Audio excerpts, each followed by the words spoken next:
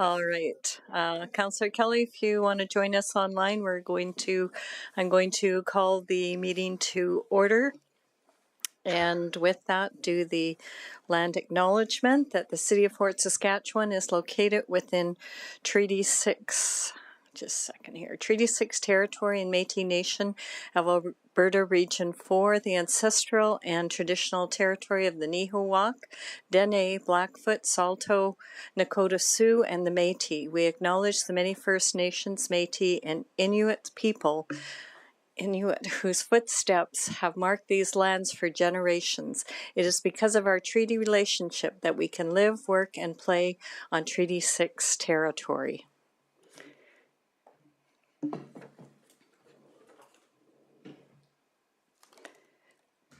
And just before we begin the formal part of the meeting, I think it's appropriate to have a moment of silence for the constable that was killed in Strathcona and show our respects for their detachment and the RCMP. So with that, I'll ask for quiet for a moment of silence.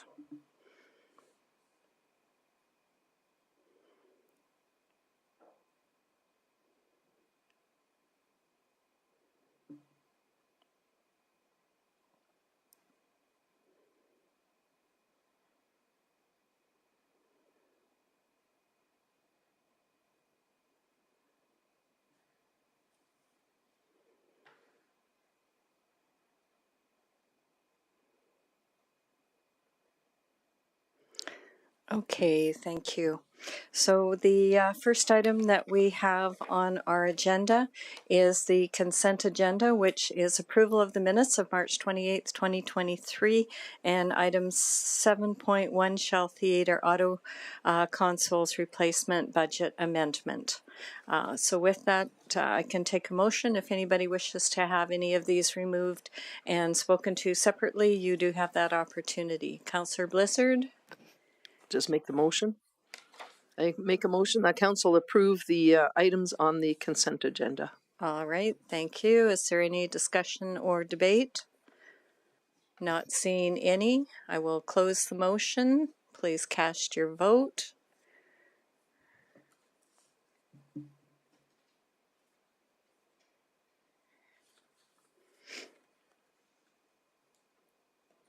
And that is carried unanimously. Thank you very much. We have no delegations who have registered, but this is the opportunity. If anybody wishes to come and speak to any of the items that are on the agenda, they may do so now. Not seeing anybody. We will go directly then to our presentation, the 2023 Municipal Property Assessment Update. Shannon Andruko, Mike Krim, Larry Holm. So if you'd like to come to the front, you're welcome.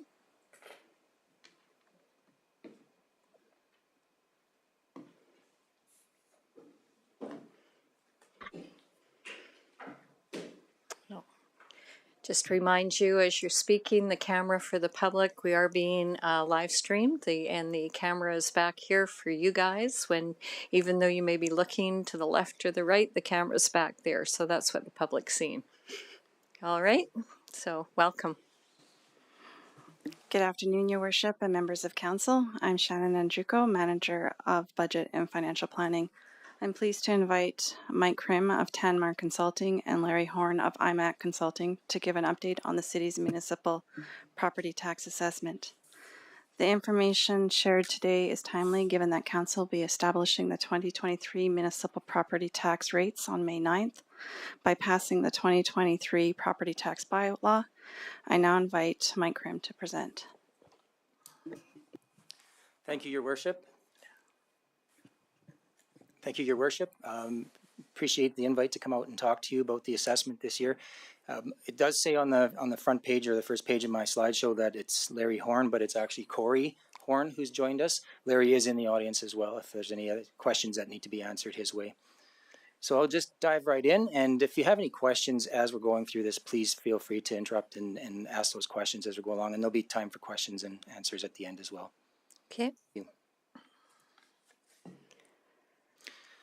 So, a summary of what we've seen transpire in the last year. We now have 11,700 taxable assessment parcels in Fort Saskatchewan, of which just over 11,000 are residential in nature, 60 farmland parcels, and 610 non-residential parcels. So that's your light industrial, commercial, and that does include heavy industry as well as designated industrial properties. And we now have a total taxable assessment of $7.34 billion, of which just over $4 billion is residential and farmland assessed value, and $3.3 billion of non-residential assessed value, and it's broken down to just under $2 billion of designated industrial. That's what the province assesses for you, the Provincial Assessors Department. $571 million of heavy industrial non-designated industrial assessed value. That's what IMAC, Corey and Larry assess for you. And approximately $800 million of commercial and or light industrial assessed value. We've moved to a new valuation date for the assessment. That's a moving target every year. It is now July 1st of 2022. The average assessed single family home has gone up 5.6% for market inflation, and 6% if you include the growth that was seen in the last year, and we're now at an average value of $426,500 for a single family dwelling. The average for a single family attached home, so these are duplexes, threeplexes, is now $309,000, up 4.1% for market inflation, or 4.2% if you include growth. And the average assessed value for a condominium is now $194,200, which is actually a little bit of a decrease from the previous year.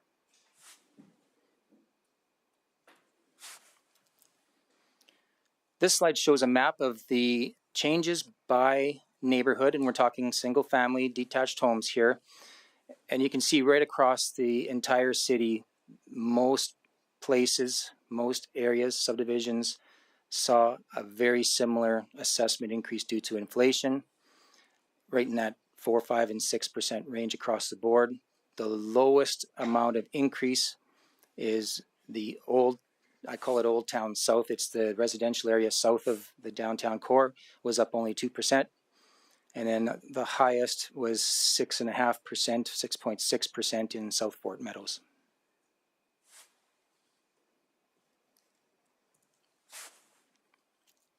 This next slide shows that 74 or almost 74% of your single family properties changed between 4 and 7% increase. So the vast majority fall right in that 5 to 6%. The ones on this slide that would be above that would have had some renovations, maybe some permit activity, new garage. The ones that are more than 20% are ones that would have had new construction or construction that we picked up last year that was still under construction and then changed to a complete value now. Anything that went down significantly would have had things like a fire that destroyed the home, unfortunately, and we had to take that off of the assessment roll, so it would have gone down.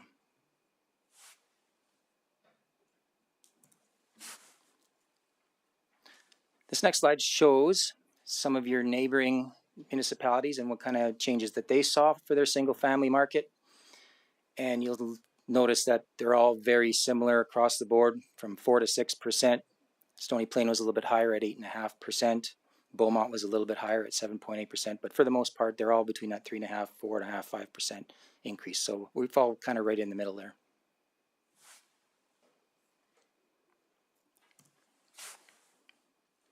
On the multi-residential side, so these are walk-up apartments, saw a little bit of an increase in market value.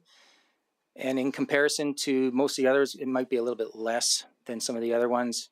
Edmonton was about 1.9%. Several of the others look to be between 4 and 5% increase, with only St. Albert recognizing a bit of a decrease in their multi-residential walk-up apartments.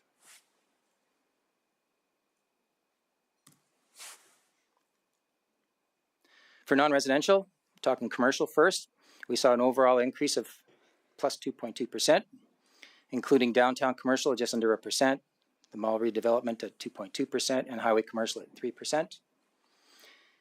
Some of the other jurisdictions show similar numbers, all the way up to 7% in some cases. And in Edmonton, you'll see on the top there, they saw depending on what type of commercial property it was, anywhere from a 4% decrease to a 13% increase in their commercial properties.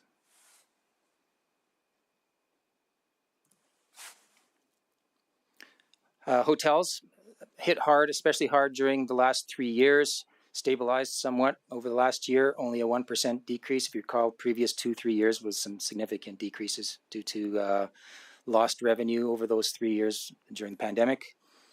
Edmonton was down 4.5% on their hotels, but most of the other ones saw some stabilization and even some increases in their hotel valuation this last year.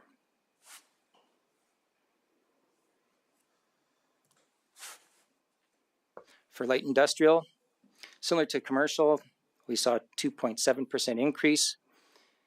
And you'll see from the other municipalities, it's kind of a bit of a mixed bag. Some places like Sherwood Park saw no change in their light industrial assessments, where Stony Plain was up 11.5% year over year.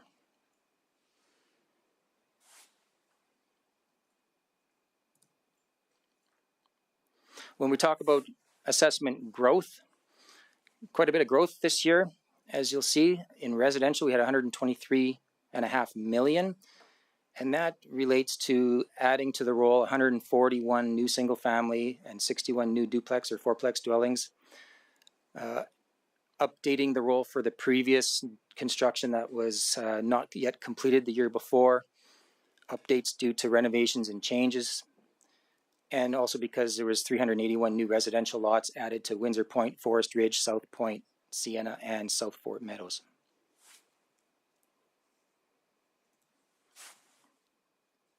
Assessment growth on the non-residential side. This is just the commercial and light industrial, does not include heavy industrial yet.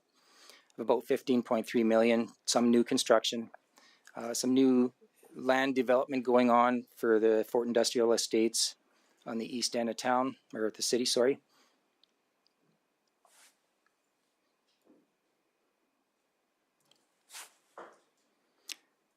Now, when we're talking about assessment growth in the heavy industry, there was a fairly significant increase, $187 million worth of assessment. Designated industrial growth, so that's the assessment done by the Provincial Assessor's Office. They will be talking to you, I believe, about that next week, but I can give you a real quick summary. At Dow, a cracking furnace was added at the ethylene production facility. Plains Midstream had some work done, and then there was some additional assessment on the linear side. And I think I'll maybe hand it over to Corey here quickly for the non-designated industrial property growth. Hi, everyone. Yeah, pretty straightforward. Just typical upgrades and replacements happened at Western Hydrant and Sherritt, Nutrien, and Carefco, which actually increased a little bit, but nothing too substantial like you had from Dow. And that's about it.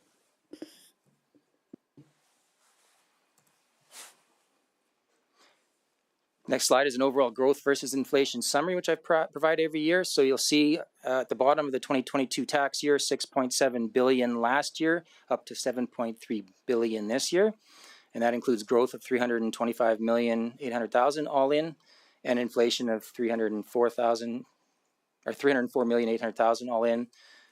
So roughly 4.86% growth and 4.54% on the inflation side.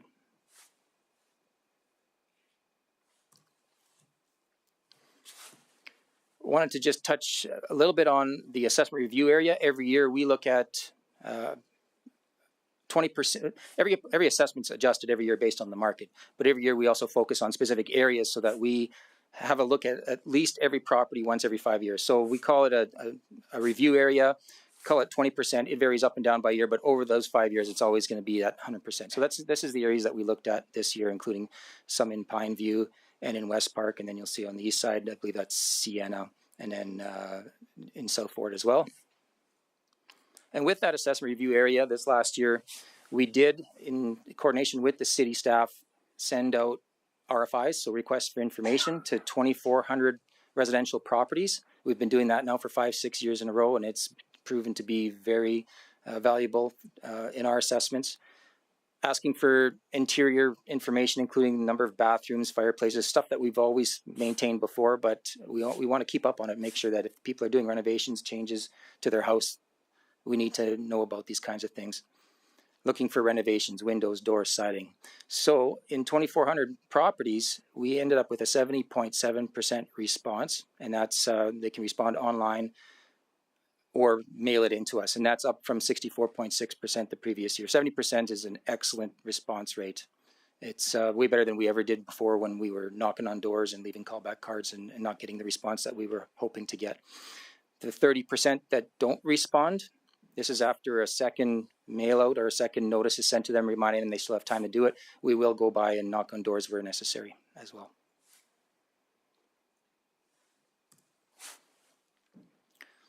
So new this year, as you're well aware, we've separated the assessment notices. Those were mailed in February, and we have an appeal deadline of April 24th, fast approaching.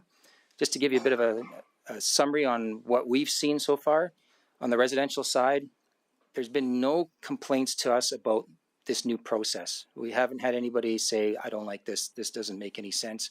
Everybody's been very receptive. We've fielded the similar number of calls that we have in previous years. It's not a lot. I think we're only up to about 45 or 50 calls so far this year. We've done a couple of reassessments. With that, been some assessment revisions. We do have one registered appeal, and that's because the taxpayer is out of country until past the appeal deadline, so they wanted to make sure they got their appeal in on time. On the non-residential side, again, no complaints as to the process. Similar number of calls, emails, and requests to previous years. No registered appeals yet, but we do expect some prior to the deadline for especially commercial properties that are being represented by tax consultants. And that's typical of every year. We've talked to the tax consultants who represent property owners. We've dealt with them like this for many years. They will often submit their appeals within the last 2 or 3 days prior to the deadline.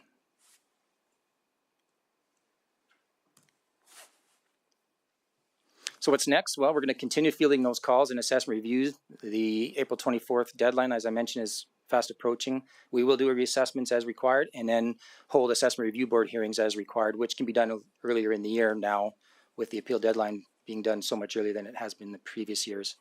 And then, of course, you approve the property tax bylaw, mailing of tax notices in May, and then we'll start our next cycle of assessments, including all the requests for information that we like to send out for residential and non-residential property owners, and back into our inspections as well. And that concludes my presentation. I'm happy to answer any questions. Excellent. Thank you very much for the presentation. So if you have any clarifying question, this would be the time to ask them. I can start. So do you think all the residents understand the difference between the assessment notice they got and their tax notice that's going to come out, that they can only file their appeal based on the first part of it? I don't know if all of them will understand it in the first year. I expect that when the tax notice goes out in May, we are going to get some calls from people that weren't aware or didn't see the media blitz or didn't read the insert in their assessment notice. But certainly after the first year, then they're going to be more aware of that process. Okay, great. Thank you. Councillor Abatoye, questions? Thank you for your presentation. And you sort of answered my first question. I was wondering what the feedback or results we've received as a result of splitting that property assessment notice, but it looks like things are going well. So I'm glad to hear that. My first question is, so the valuation date is July 1st.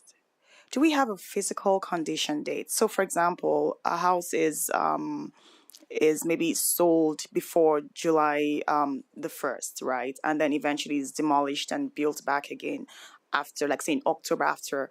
Do we capture all of that in the assessments, even though the valuation date is at July 1st, 2022?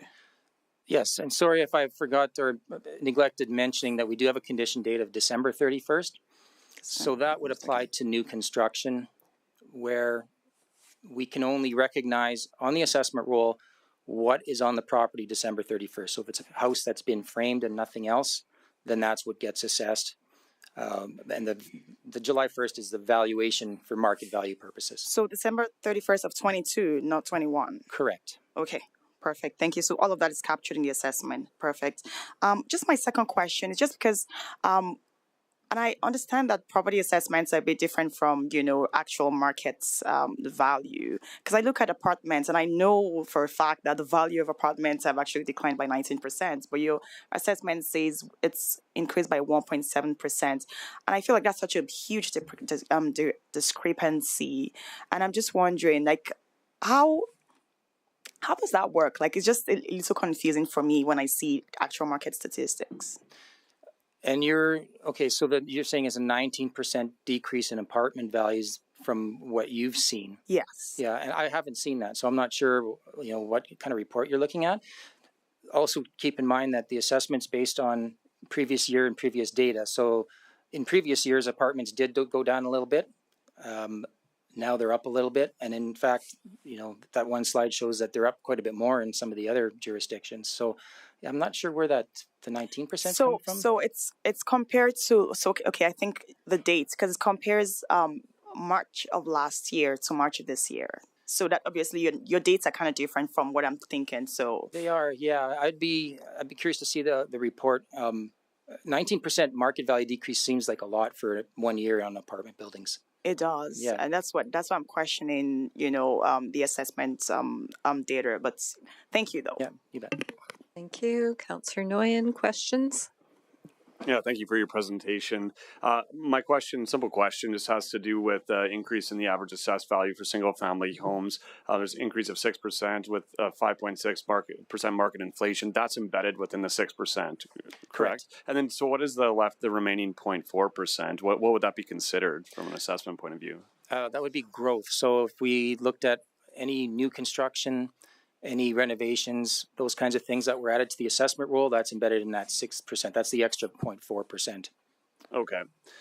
All right, thank you. And my other question just had to do with a slight devaluation in farmland. Can you elaborate on that a little bit? It would have been my impression that farmland would have increased in value, especially in the last 2 years in Fort Saskatchewan. So what are contributing factors to it? Okay, so first part of the answer to that question is that farmland isn't assessed at market value. It's assessed at a productivity value. These are regulated rates that the province provides. So that assessment on farmland, despite values increasing over time, is going to stay static every single year. And that's because the regulated rate has not changed on farmland that the province provides for years and years. Second part of that question is, why was there a decrease? And off the top of my head, that property that Fort Industrial Estates owns on the east end of town that was always farmed before, and they started developing that, it was assessed as farmland, and now it's assessed largely at market value. So there would have been a bit of farmland lost there. Okay, so it was literally the quantity based on productivity of it. Okay, thank you. Okay, thank you. Councillor Blizzard. Hi, thanks for the presentation. Lots of good information. The property value, so you're basing it on what somebody would sell it for July 1st last year. Is that correct?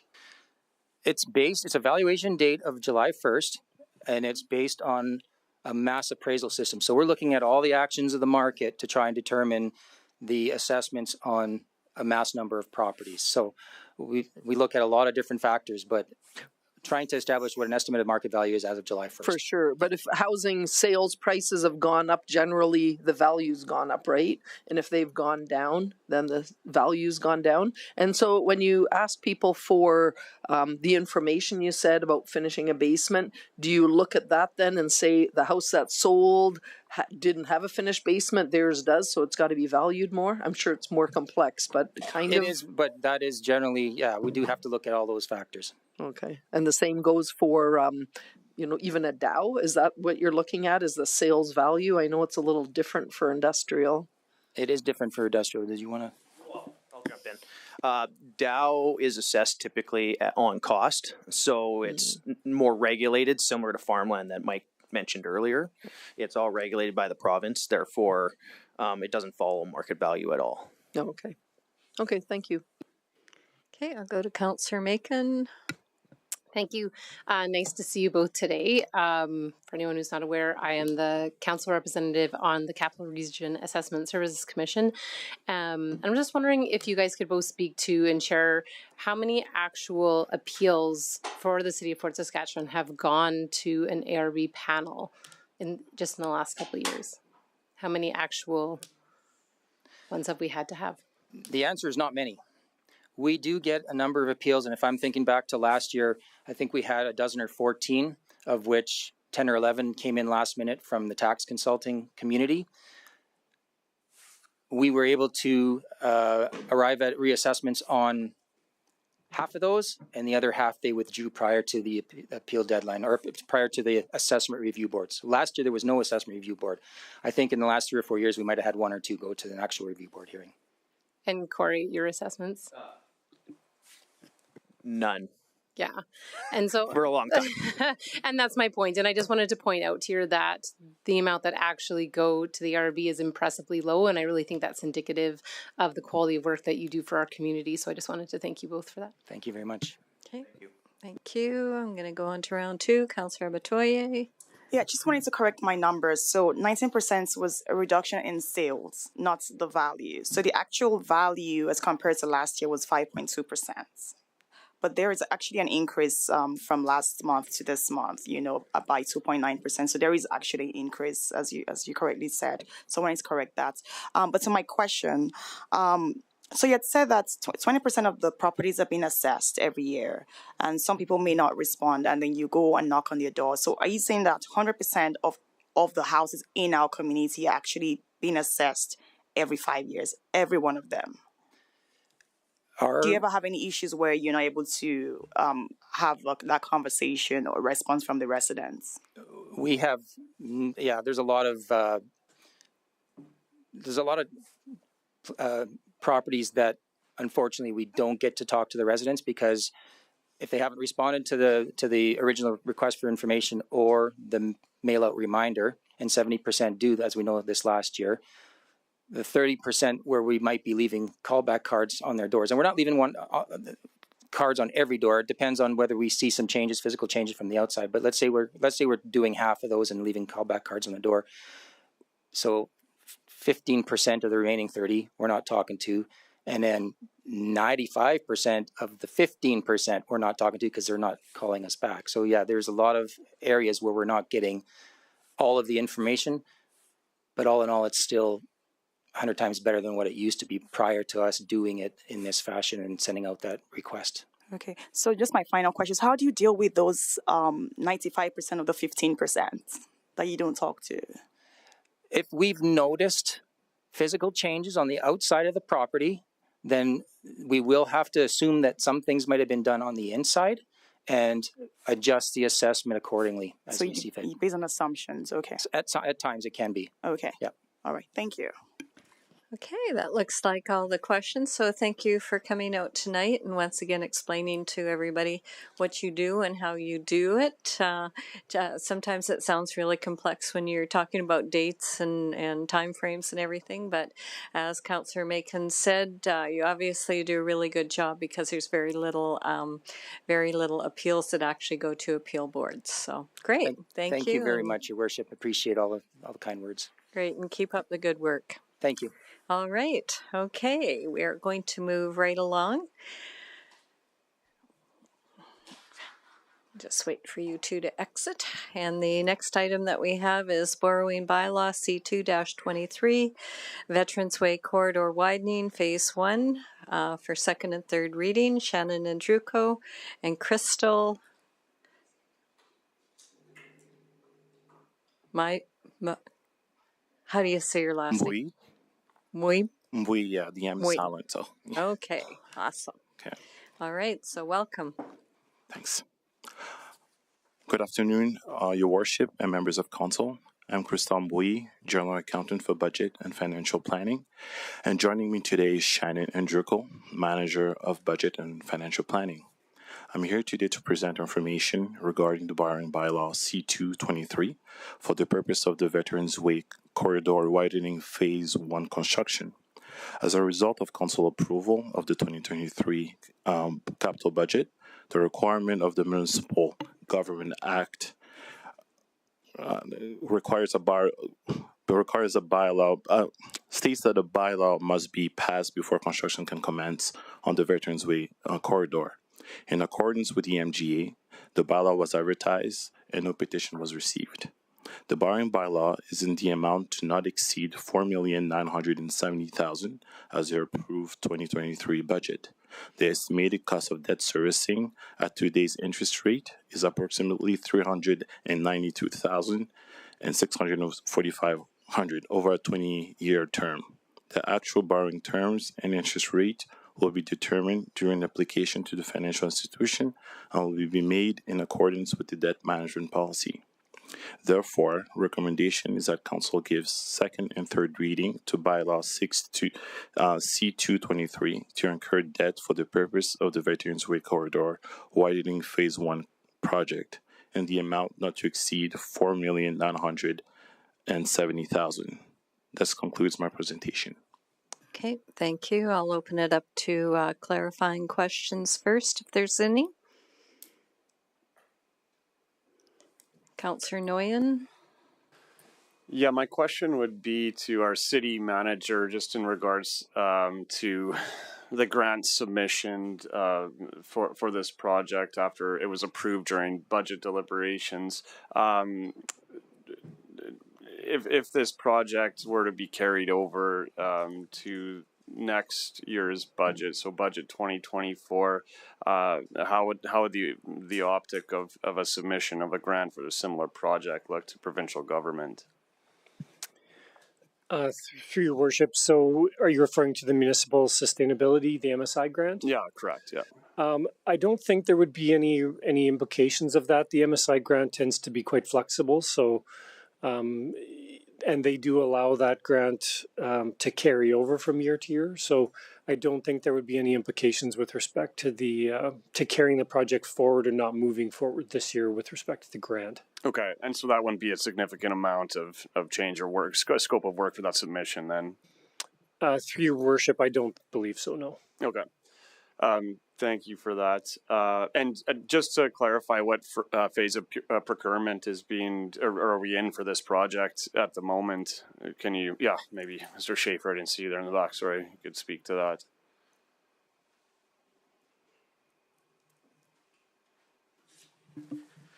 Thank you, Your Worship.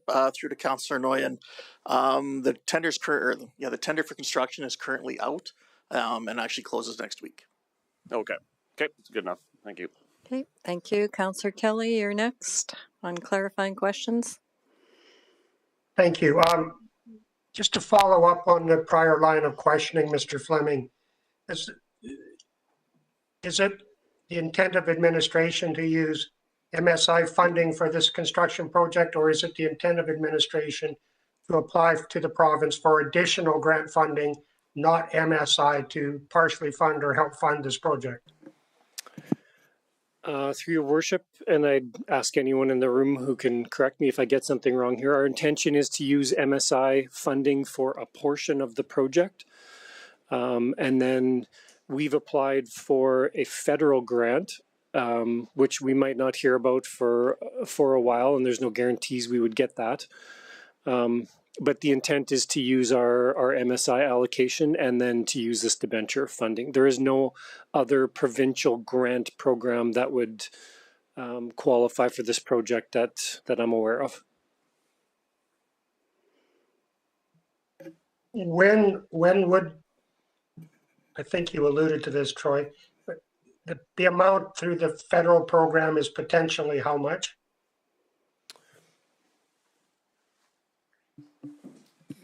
Mr. Schaefer?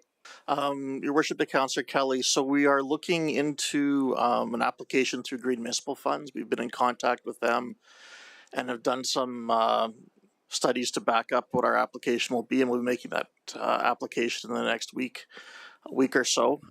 So the way Green Municipal Funds works is they will issue up to a $5 million low interest loan. They don't define what low interest is at this point, but it's up to a $5 million low interest loan with 25% of that available as grant funding. So up to $5 million loan with a full 25% would be $1.25 million would be grant funded. Okay, thank you, Grant. And back to Mr. Fleming's comments, if I may. The MSI funding that the city receives, there are parameters around the use of MSI funding, but it's very broad. So if we didn't use it on the road, it could be applied to a different project within the community. Is that correct? Yeah, through your worship, the MSI funding, the restrictions are generally just that it has to be around capital and it has to be a minimum of a certain amount. But if we didn't use it for this project, we could apply it to another project, or we could simply just leave it and carry it forward and allocate it in a future budget year. Okay, thank you. And Mayor Katcher, do I have one more question? Okay, go ahead if it's your last one. Might not be, but thank you. I will ask this question. The highway that we're widening sees a lot of, it's a provincial highway except for the portion that goes through the city of Fort Saskatchewan, and it handles a tremendous amount of traffic for the industrial area surrounding Fort Saskatchewan and outside of Fort Saskatchewan. Is there not some potential provincial funding to help us deal with the impact on the city of Fort Saskatchewan of this increased traffic flow? So through your worship, we believe that what you're saying is correct. It is a regionally significant transportation corridor with significant implications for Alberta's industrial heartland in terms of it being an economic corridor. We've made that case to the provincial government for the last several months, and we just received word back last week, actually, that they're not going to be providing any provincial financial support for the project. I'm disappointed. That's a final answer, I guess, would be my last question. Yeah, through your worship, we could continue asking. I was going to have a little bit of additional discussion with council in camera later today, but the answer was pretty final from where we got it from, which was the Ministry of Transportation. So, and they are getting pretty close to election season when it's more difficult for them to allocate funding. So for now, it might the answer seems pretty final. Thank you, Troy. Okay, I'm next on this speaking order. Okay, that was the question that I was going to bring up, even though I knew what the answer was.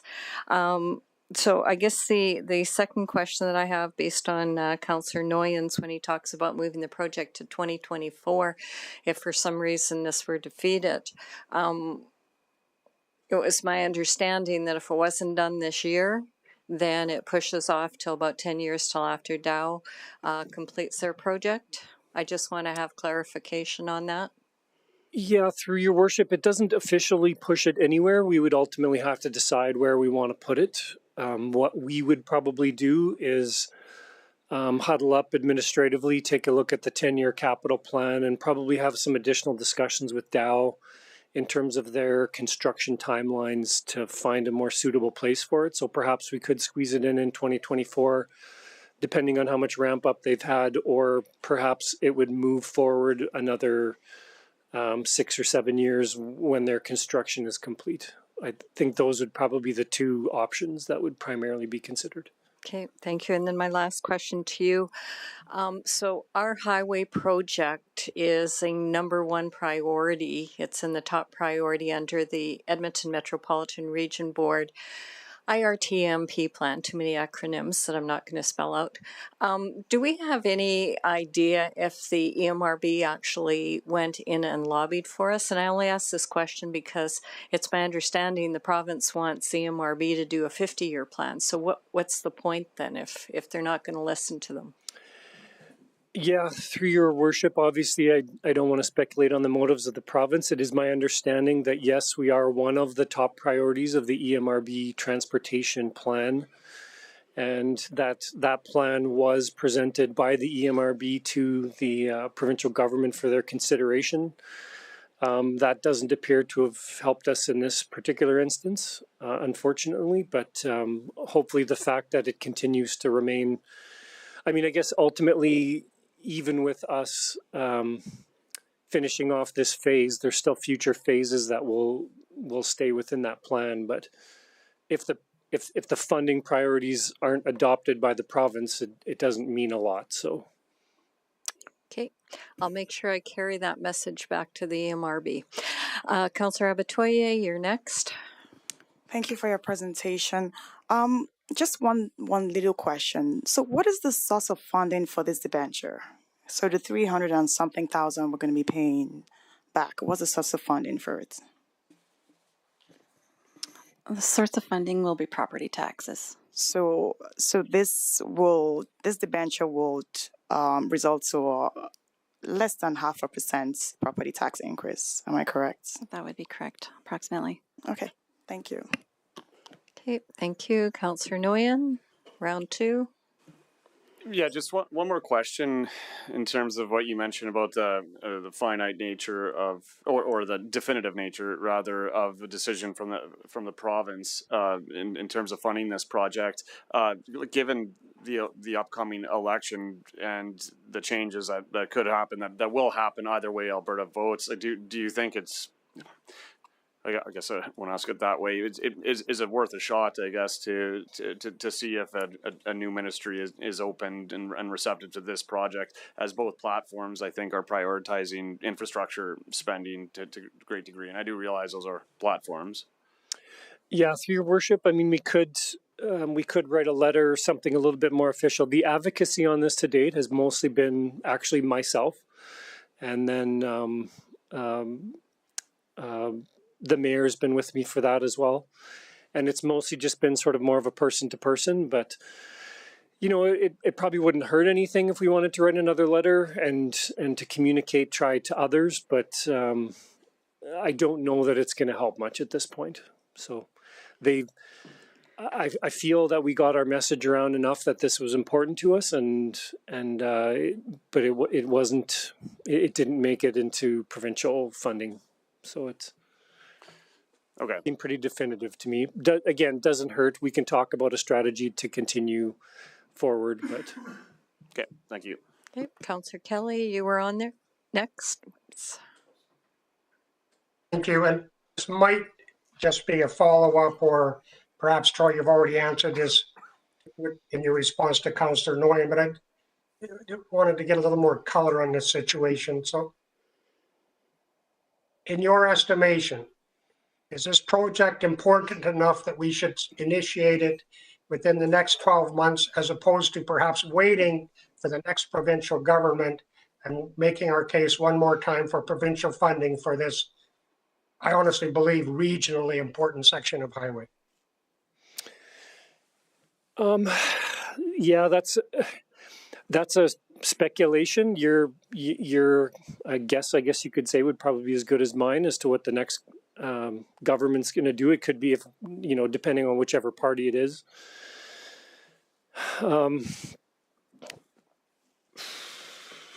In terms of how important this project is, I would let Mr. Schaefer weigh in on that, because I don't want to give a political or an opinion answer on that. Those responses really should be of a technical nature. There may be benefit to working to try to get funding support with the next government. We may not necessarily have to pause or delay the project to do that. We maybe can continue forward and look for support after the election. I do think, with respect to the upcoming election, that there is value in us advocating to candidates of all parties. I'm only aware of 2 parties that actually have candidates in our riding right now. I'm open to be corrected on that, but that's all I'm aware of. We should for sure make our concerns and our needs known to the candidates regardless. Through your worship, if I could add on to what Mr. Fleming was saying, I do think it's important to note that phase 1 is what is being debated today. Phase 2 through 5 does not begin until 2029. So there's still a lot of time to advocate for the additional phases, and a lot can change in that time frame. It's also important to note that our community will need an industrial bypass at some point in order to keep the heartland and the traffic flowing. So even though we did not receive provincial support for this phase of the project, there is still a lot more to come, and those conversations should continue. Okay, so based on that answer, I'm going to jump. Are you finished, Councillor Kelly? Thank you, Mayor Catcher. I'm digesting it. I'll weigh in again if I think necessary. Okay, so I just, you triggered a question on that. Based on that, the provincial government did announce that they were looking at doing an overpass and that at Highway 15 and 830. So would that be the onset of an industrial bypass? Through your worship, again, the preliminary, so there's no design, there's no official design work done on an industrial bypass. There was some conceptual work that was done when we were looking at the South Bridge. I can't remember exactly what we called it. And I would see if Mr. Schaefer could remember exactly where that bypass was going to connect into. I don't think it went all the way to Highway 830 though. Do you want to answer that, Grant? Just yes, Your Worship. So as I remember it, that bypass route, I think in the regional plans extended straight east out to 830, but there was also a connection further west north into our medium and heavy industrial areas, somewhere probably closer to Range Road 220, which just on our boundary, somewhere in that range. There was no hard line, but just conceptually, there was also one that was further west than that 830 connection. Okay, thank you. Okay, Councillor Kelly, you're back on. Yes, thank you. Roy, when you commented to my last question, you deferred to Mr. Schaefer, and I'm not for the technical answer on whether or not the impact, what the impacts might be if we delay this project for one more year. And I don't think Mr. Schaefer responded on that. Your Worship, the Councillor Kelly, I guess what I would say to answer that is the technical information we have shows that this project needs to move forward within the time frames we're talking about, and with the Dow construction potentially happening and being announced and ramping up, it becomes much more difficult to complete this project with that additional traffic volume coming through. So the hope was to get this phase of construction done, which I believe will have the biggest impact on the traffic flow, biggest immediate impact anyway, just because of the nature of that intersection and the movements through it. So to have it done prior to that construction, I believe would give the biggest impact. Otherwise, it gets very difficult to do when we're trying to manage the heavy traffic loads that could be coming through from the Dow expansion. Thank you, Grant. Would your opinion change if Dow determines it's not going to go ahead with the expansion? Your Worship, Councillor Kelly, I think that the timing wouldn't be as important. 1 or 2 years wouldn't be as big an impact if Dow decided not to move forward. And Mayor Thatcher, one more question then to Mr. Fleming or whomever. Do we have a timeline from Dow? And I know it's a big decision for them, but what's our latest information from those folks on when they think a decision might be made? Mr. Fleming? Yeah, through your worship, the last we've heard is Dow will consider their final investment decision this fall. I heard September thrown around as a possible timeline, but obviously that could change. Thank you. Okay, that appears to be all the questions. So what is the wish of council? Councillor Harris? I would be prepared to move that council give second reading to bylaw C2-23 to incur indebtedness for the purposes of phase 1 of the Veterans Way corridor widening project in an amount not exceeding $4.97 million. Would you like, I'll accept that motion. Would you like to speak to your motion? I think that there's enough justification to proceed with this project in a phased manner in recognition of our administration's advice. I think we've talked about this at length already, and there is a need for the project, in my opinion, so I would support it. Okay. Excuse me. Thank you. The motion is now open for discussion and debate. Councillor Nguyen.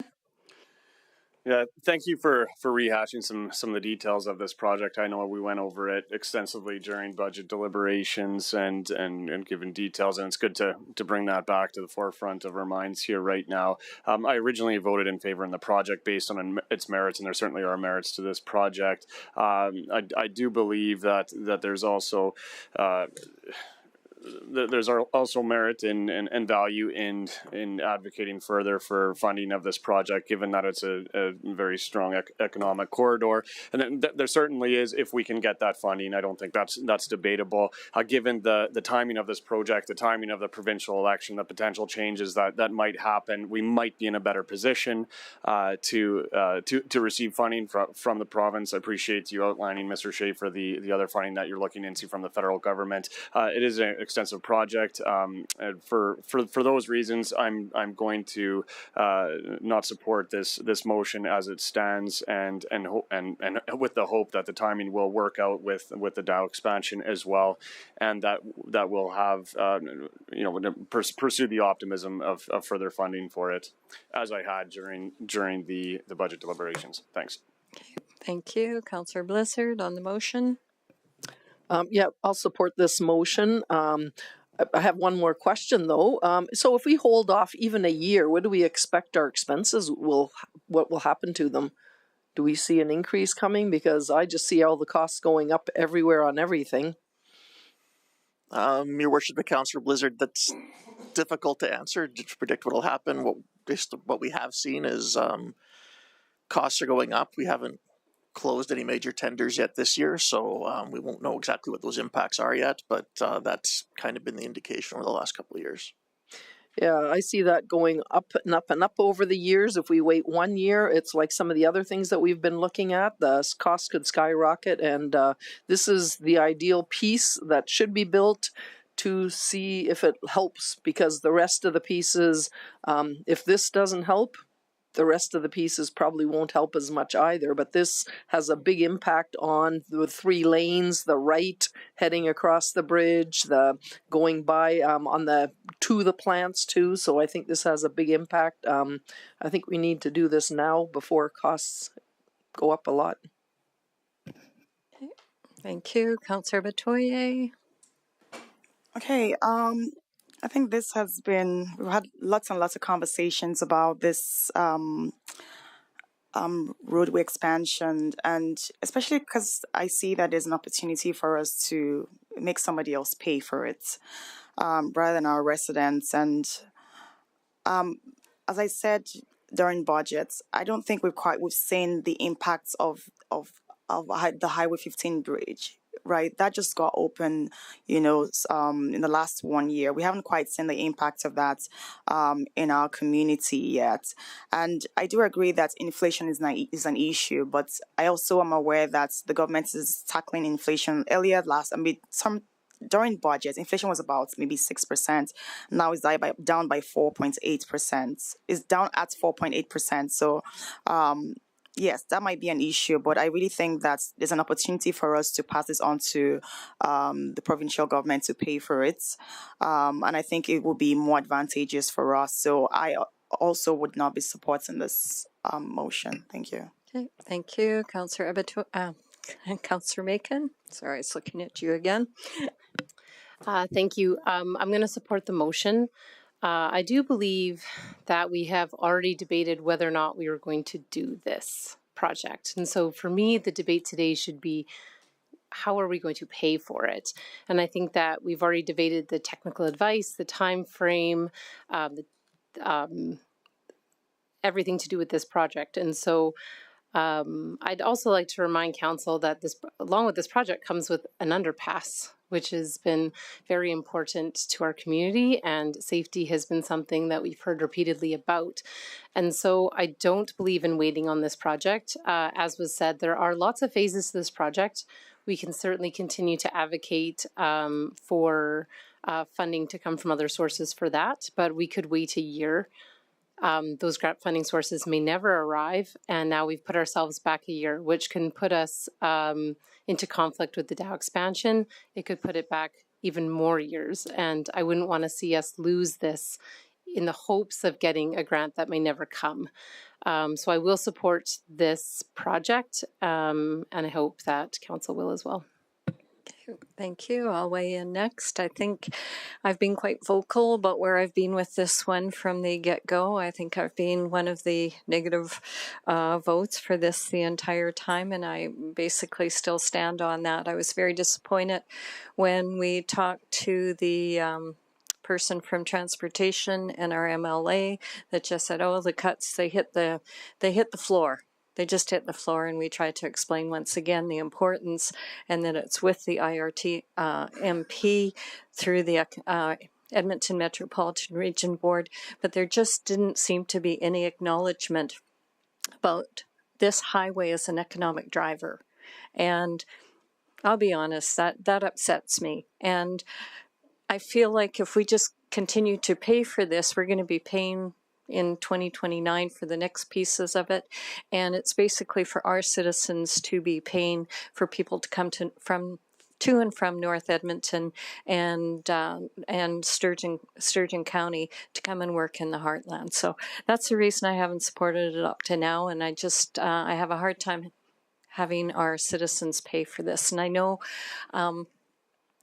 Mr. Fleming is always saying it's a vision of the future that this may be needed, but also there's a vision for the future for bypasses and everything else. So my position has not been changed, so I haven't been influenced to change. So, Councillor Kelly? Yes, thank you. I'm wavering. Last fall during budget, I was in favor of the project. Last fall during budget, I also expected that Dow might have an answer for the community regarding their plans sometime last fall, which was, I understood, and perhaps I'm wrong, was deferred till sometime this spring. And now I'm, near as we can tell, the decision's being deferred till sometime next fall. So it's a moving target for them. Part of the incentive I had to support the project during budget was with the Dow traffic and the Dow expansion, there would be increased need for this particular highway, and we needed to fit it in ahead of the Dow construction.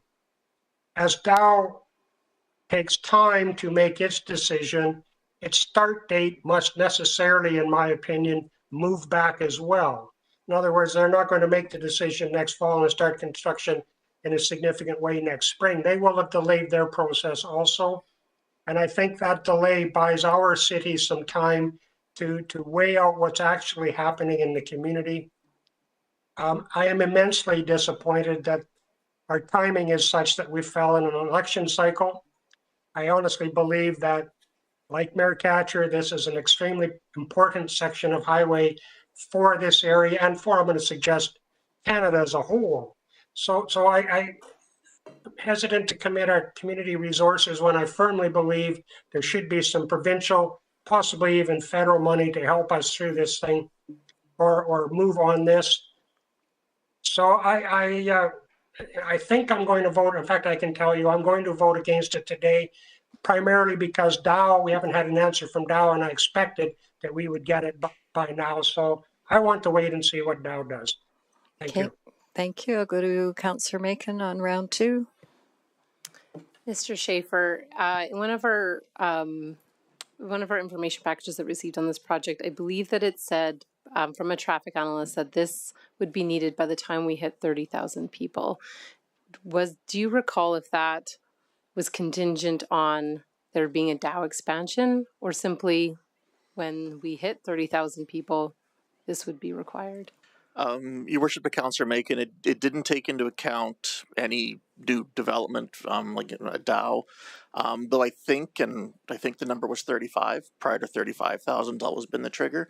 So this was kind of lined up with that timeline as well. Okay, thank you. Okay, thank you. I'll go to Councillor Harris for close.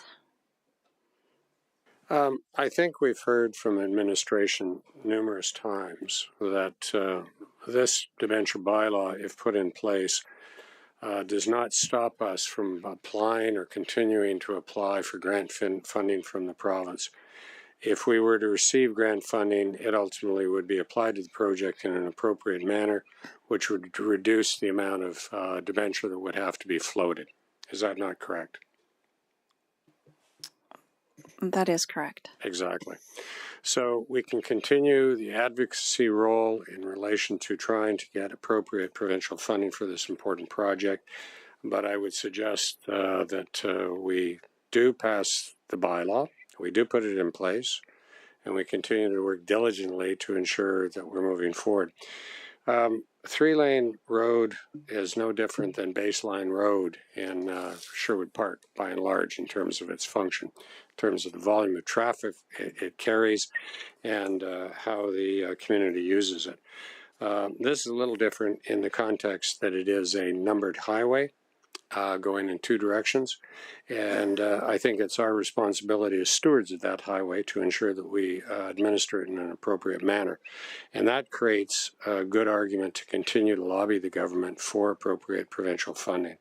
But I would suggest and strongly urge that as to pass this bylaw, let's get on with business and continue to work with Dow on their announcement so that they can be successful in what they're doing. But I don't see that as the major hinge point. This is about the future transportation planning for our community.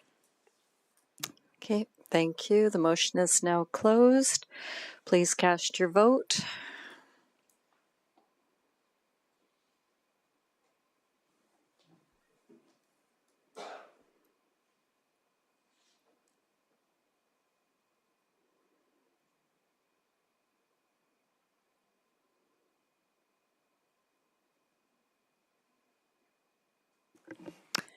Your worship, we're just waiting for Councillor Kelly.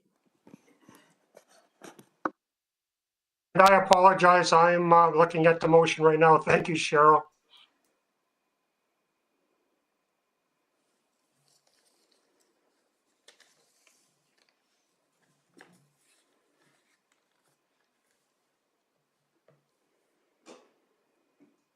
Motion is defeated 4-3. So thank you very much for your presentation. All right. Okay, we'll move on to the next items. So new business, Shell Theatre was dealt with through consent. So the next item is 2023 assessment growth allocations. Shannon Andruko presenting.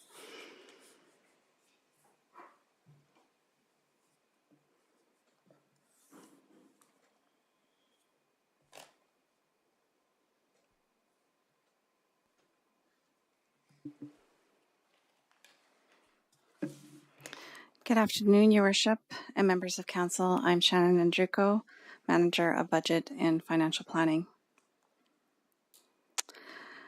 The purpose of today's presentation is to provide Council with the options for allocating the 2023's additional property tax growth revenue, and for Council to provide direction to administration. The 2023 operating budget was approved in December of 2022, which included an estimated growth of $1.6 million and an anticipated 3.05 increase in the overall property tax revenue excluding growth. Additionally, the 2023 budget included an increase of $300,000 to the transit budget for the Regional Transit Commission. The property assessment values were finalized in February, and the city will recognize approximately $1.2 million in additional property tax revenue growth beyond the estimates made during the budget time and approval for December 2022. Since the 2023 budget was passed, the Regional Transit Commission dissolved, As a result, administration will be recommending a reduction of the 2023 budget by reducing the transit budget by $300,000. This reduction will reduce the property tax revenue increase by reduce property tax increase to approximately 2.50%.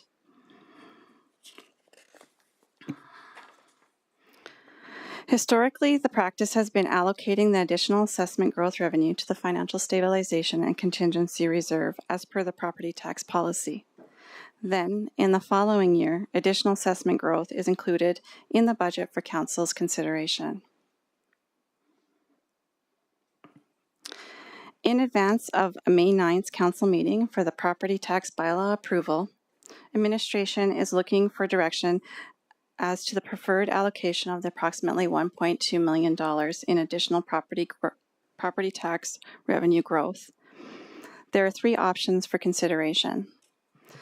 The first option is to allocate additional assessment growth revenue to the financial stabilization and contingency reserve as per the property tax policy and following historical practices.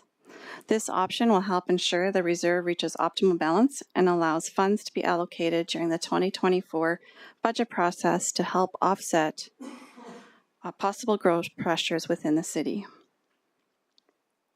Option 2, reduce property tax increase for 2023.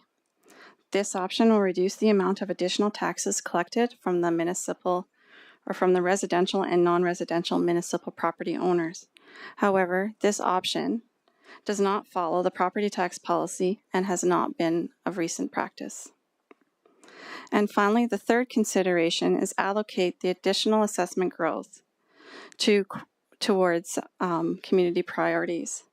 This option should be considered as a referral motion to allow Council to have further dialogue on the possible priorities areas within the information, with additional information from administration. As a result, this option's intention does not consider option 2 for the purpose of the property tax bylaw going before Council on May 7th. Administration recommends that Council allocates the additional 2023 assessment growth revenue to the financial stabilization reserve, financial stabilization and contingency reserve as per the property tax policy, FIN 027-C. And that concludes my presentation. I'll be happy to answer any questions. Okay, so we'll deal with clarifying questions first. Councillor Kelly. Yes, thank you, Shannon. I admit to still being, after 5 years, somewhat vague on my understanding of this. So bear with me, please.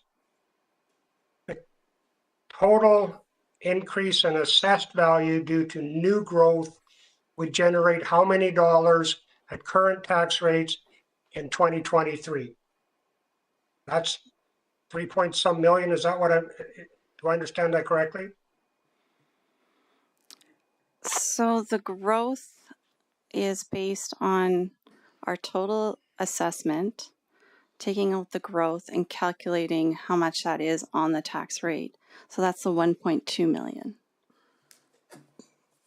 So of the 3 million or 300 million in growth, that's what's producing the 1.2 million. Let me rephrase the question.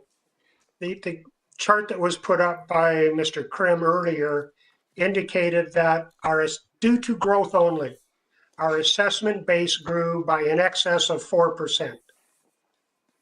I would then expect, all things being equal, that our tax revenue just due to growth would increase next year, or for 2023, by approximately 4%. Is that not correct? And if I'm wrong, where and how? From my understanding, that is correct. That growth of 325 million or the 4.86% that Mr. Krim presented is what's generating the 1.2 million based on the current rates. Okay, thank you, Shannon. Mayor Katcher, if I may, does the city issue an adjustment assessment for properties that are finished late in calendar 22 that maybe didn't catch the assessment for 22, the tax roll for 22 earlier in the year. Just curious how it happened. How do we catch or pick up properties, say a residence that was finished October 1st of last year? Do they pay any taxes on that value? And if so, at what value for 22? So anything that's completed in the fall, they end up getting a supplementary assessment notice. So they do pay taxes or a portion of in 2022. Then in 2023, that becomes growth. Okay, perfect. So what happens to that supplementary assessment and how much is that, please, Shannon? So the supplementary assessment, it just becomes a variance to our budget. So what happens to that is then we build it into the 2023's taxes. Mayor Katcher, if I may, on this subject only, how much was this supplementary assessment? And when is that issued and how much was it for the catch up and the conclusion of year 2022? Off the top of my head, I don't remember the exact amount of the supplementary assessment, but it was significant because we received the Dow furnace on that.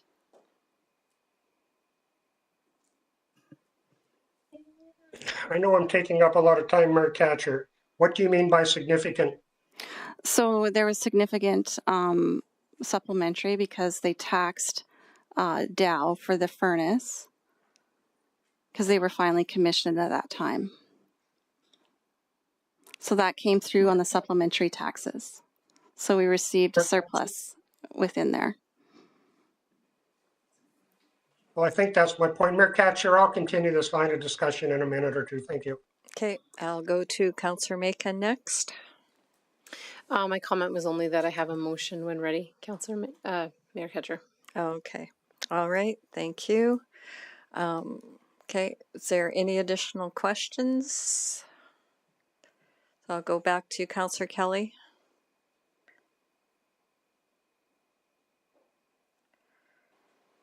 When is the cash for the supplementary assessment? When are those invoices or tax notices mailed out, Shannon, or issued, and the money's received? In other words, what budget year will the adjustment for 22 end up in? So the supplementary notices for the, I would believe that this falls under the designated industrial properties. So I think that one was sent out in January, but dated for December. So for 2022 year. And likewise with residential? That's right. Residential, we would have received the supplementary before the end of the year in cash. So it forms a portion or a part of then the fiscal 22 financial statement that we will see sometime within a month or two. Yes, that's correct. You'll see some explanations on this in the financial statements or in the annual report. Any idea, once again, ballpark, how much that supplementary assessment was? Because that'll end up flowing to reserves as well, obviously. I don't have it off the top of my head, but I'll check and see if anybody in the gallery has it on. Yeah. Mr. Northy's in the audience.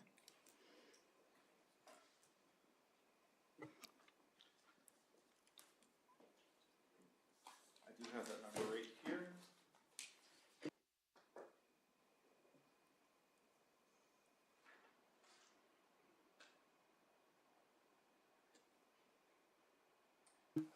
Through your worship to Councillor Kelly, I don't have the DIP supplementary broken out specifically, but the overall surplus from 2022, which is primarily DIP supplementary assessment, was $944,000. Okay, so roughly $750,000 or more in supplementary assessment. That will find its way to our reserves because it's surplus for fiscal 2022. Is that correct? That's correct. Thank you. Okay, that's all the questions. I'll go back to you, Councillor Macon. What is your motion? Thank you, Mr. Northey.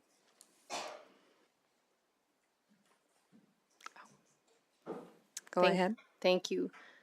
I'll make the motion that council refer the decision around the allocation of the 2023 assessment growth revenue of 1.2 million for additional discussion to occur prior to the end of Q2 with additional information on options for service level modifications for fire services.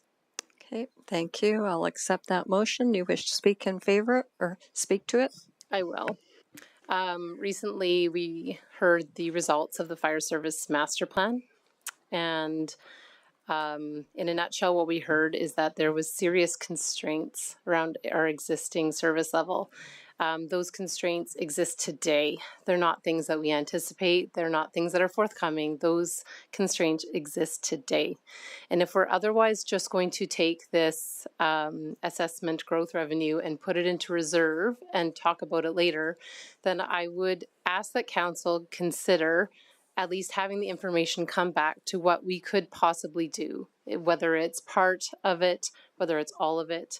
How could we use this opportunity with the assessment growth revenue to help us alleviate some of that constraints and really put our community safety as a priority. So that is my ask, and I hope council will support it. Okay, thank you. It's been accepted, spoken in favor. It's open for discussion and debate. Councillor Abatoye. Thank you. I have a question for you, Shannon, before I speak on the motion. So the 944,000 of supplementary assessments, that's exclusive of the 1.2 million we're talking about. That's correct, because that 900,000 is 2022's money. Right. And what we're talking, the 1.2 million is 2023's. Right. And that's been moved to reserves already. That's correct. Okay, perfect. Thank you. I actually support the fire services for sure, but I don't support the motion just because, yes, we did have a presentation from the fire department and there was a lot of asks that are, to me, are not very clear yet. I feel like we need to still have lots of conversations around the fire service. I do also realize that there's a lot of conflicting services in our community, and it's council's duty to set priorities. I definitely support the fire service, so I shouldn't. So it's not like I support the fire services, but I don't support this motion because I think that there's going to be opportunity for council to decide, what the fate of the fire service is going forward. So as a result, I will not be supporting this motion as it sits. Thank you. Okay, thank you. Councillor Blizzard. I'll support this motion, but one question first. So you mentioned briefly the 300,000 that was going from transit. So that is going to go to lower the taxes, or are we including this as part of the conversation? That's what we're going to be recommending on the May 9th report, that we're going to reduce the taxes by the 300. We're not addressing that today. Okay. Yeah, I'll support this. I think we need to discuss on a general level where this money should go as far as fire services is a great one. We know that at some point in the probably near future, we're going to need another fire hall. This doesn't mean we make changes tomorrow, but maybe this needs to go where some of it is used immediately for some relief and some of it is put towards this future fire hall or future equipment, because as soon as we expand to a second fire hall, we have more than just a hall to deal with. There's going to be extra crews, there's going to be extra fire equipment, so I think we're going to need substantial amounts of funding then, so this could be something that starts that up. Okay, thank you. Councillor Kelly, I had you on and then off, so I'll just check with you. Do you wish to speak right now? Yes, I do, please, if it's my turn. Yeah. Thank you. I sort of echo Councillor Abatoye's comments. I do think that the report on fire services gave a strong indication to council that we should be looking at that service level and making some decisions. It's also my understanding and belief, and correct me if I'm wrong, that within last year's budget or the 2023 budget, there was an allocation to increase the staffing at the fire hall. So there are changes that are already in the budget to help improve that situation, and we have yet to see how that will roll itself out and what the subsequent need will be. On top of that, due to the new growth, we have a surplus rolling into our reserves of close to $1 million that we did not anticipate. On top of that, due to growth, we have increased property tax revenue coming forward automatically for 2024 of around $4 million or $3.5 million. That will help fund things like changes to the fire hall if we deem it necessary at a later date. So I'm not in favor of the motion, not at all. I do think the fire hall needs discussion. I think administration has put some plans in place to deal with some of the issues, and I'd like to see how those resolve themselves. That's not a discussion that can happen before the property tax assessments go out. I'm not in favor of keeping the bonus for growth in our bank in case we want to do something in the future. I think the citizens need to benefit from our growth as well, not just the reserves of the city. And I do believe that it's 100% appropriate to pass this through as a reduction in property taxes for 23, understanding that the new growth is there and will be available in the budget for new spending in 24. So I'm not in favor of the motion. And if it fails, I have Mayor Katch. I'm prepared to make a separate motion, one of the three that was given to us by the city. Thank you. Okay, thank you. I'm next in the speaking order. This is growth money that is being brought forward. Our city is growing. Our city depends on amenities. It depends on products, services, and you know, when we're told that we're deficient in something, we should be looking at it. So I'm hesitant to just put this money into a savings and dealing with it in 2024. I really would like to see administration bring us something back before the end of Q2. All this would do for us would be to say, okay, we put this money, 1.2, it'll stay in the budget, whether we use X, Y, or Z amount of it. If we don't use it all based on what recommendations they may bring forward, then it becomes surplus at the end of the year. I believe our citizens expect that if they're paying taxes and there is growth, that that they expect to see services. So I will support this motion on the basis that it's going to come back. There will be some recommendations and we can decide whether we want to accept them or not. But if we just put it into reserve account at this point in time, I just don't think that's responsible. Councillor Harris? I'll support the motion. I don't believe it should be used to lower taxes. This year we're already kicking in $300,000 to lower what we had. No tax increase is acceptable in many regards, but given the fact that all municipalities have been under quite significant constraints with inflation and whatnot, I think this is probably prudent. I don't see putting it in the reserve and having a future discussion. I think we need to have the discussion sooner rather than later. We need to address the fire changes, and I think we're going to have that conversation fairly soon because it is a service level that really needs to be adequately addressed. So I'll support the motion going forward. Thank you. Councillor Abatoye? Thank you. Shannon, one quick question for you. On the capital, 10-year capital plan, where does the fire hall, secondary fire hall, fall under what year? I believe in 2024, there's a bit of money in there to start design. Okay, thank you. So I kind of didn't complete my comments there, so that's why I thought to bring back in. I still do not support this motion. I really think that when I think of the 10-year capital plan, and I see all the possible things that we're going to have to do, and the estimated tax increase, if I remember correctly, there's 1 year that has a 10-year capital and property tax increase.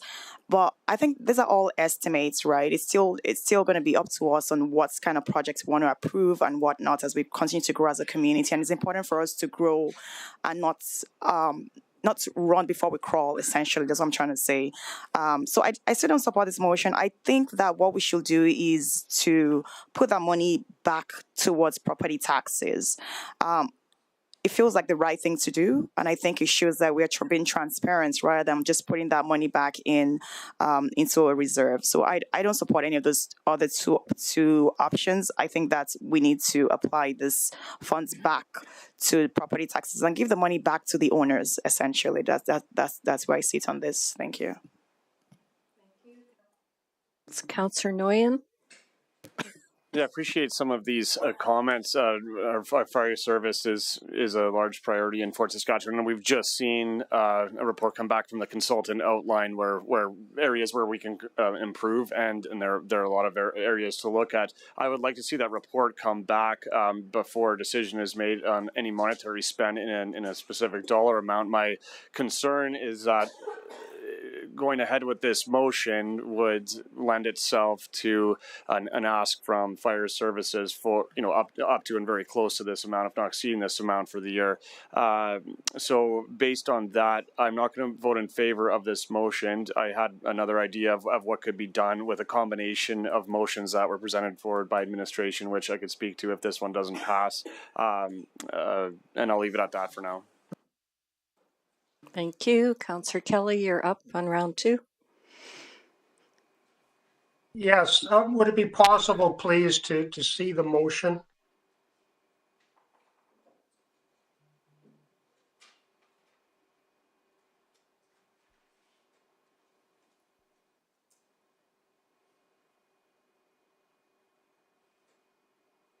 But the motion didn't refer to blank services. The motion referred to some, I believe, fire services.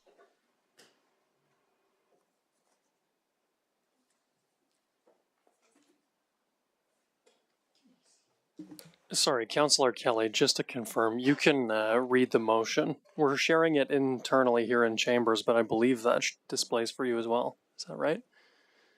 No, it does not. When I view casted motion, I get the generic one. It's not the motion that Councillor Macon made. And that's what I'm asking to see. Okay. It should be on your WebEx screen. If you look at the city participant there, can we zoom that in, Cheryl? Oh, Lord. My glasses aren't that good, Andrew. Yeah, we'll get it legible for you. 1 second here.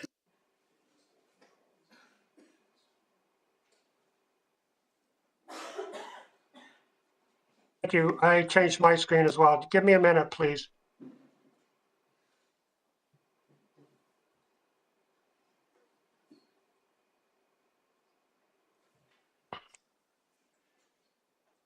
So I got mixed messages from a couple of the councillors. The motion has information on options for fire service, or pardon me, just for service level modifications. I thought Councillor Macon specifically referred to fire service. Did I hear that wrong? It's at the end of it's the last 2 words on the motion. I'm going to ask for that to be put up again, please, Andrew. Thank you.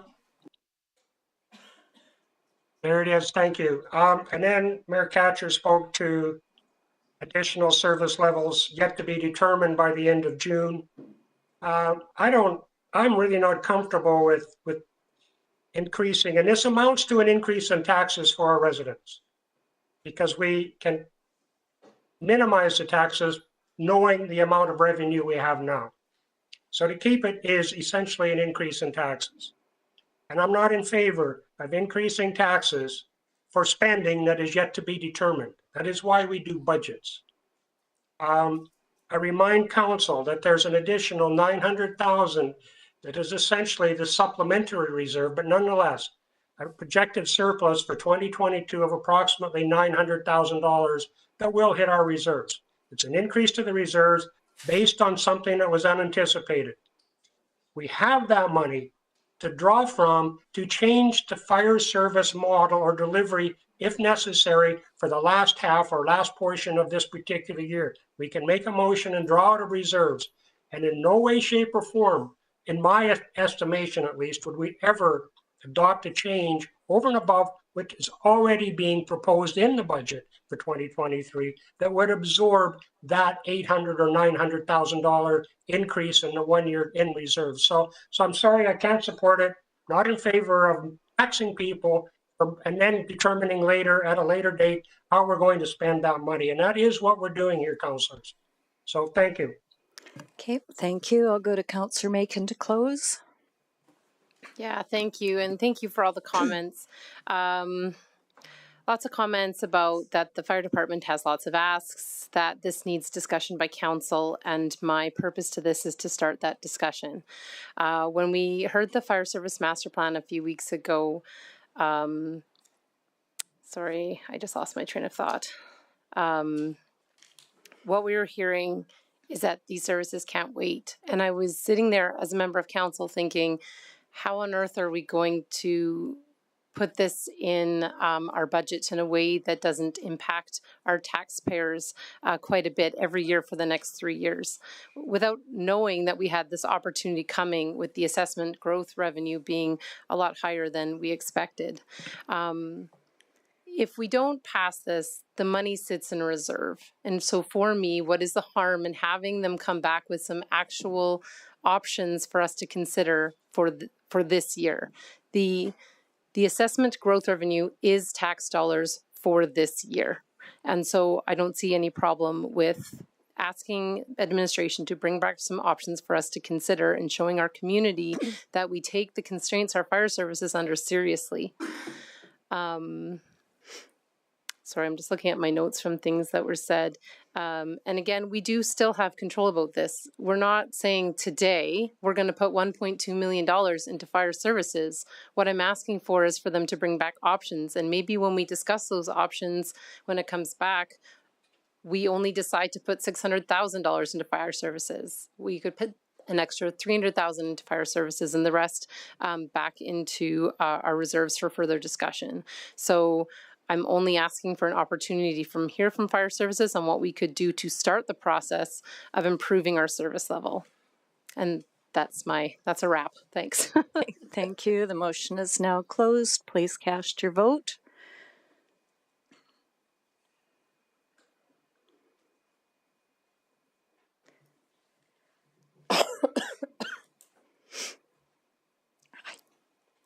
Motion is carried 4-3. We do need a 10-minute break, so 3:40. Let's do 3:45. It'll be 13 minutes. Okay, we will recess.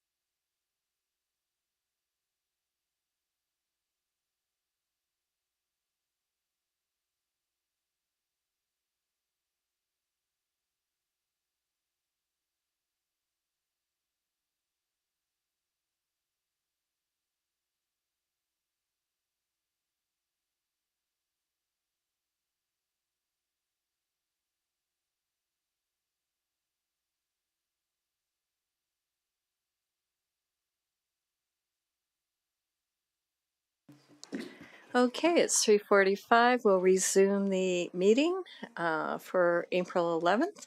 So with that, we will go to user fees and charges policy FIN 009-C. Good afternoon, Council. My name is John Dance. I'm the General Manager of Corporate Services. With me is Mr. Clayton Northey, Manager of Financial Accounting and Reporting. We are before you today with an update to the fees and charges policy. The policy was scheduled for review in January of 2023. Council initially saw the policy at the February 23rd Committee of the Whole and received feedback. Administration received feedback. The policy in its original form is a solid framework in place for setting fees and charges with guiding principles and key factors.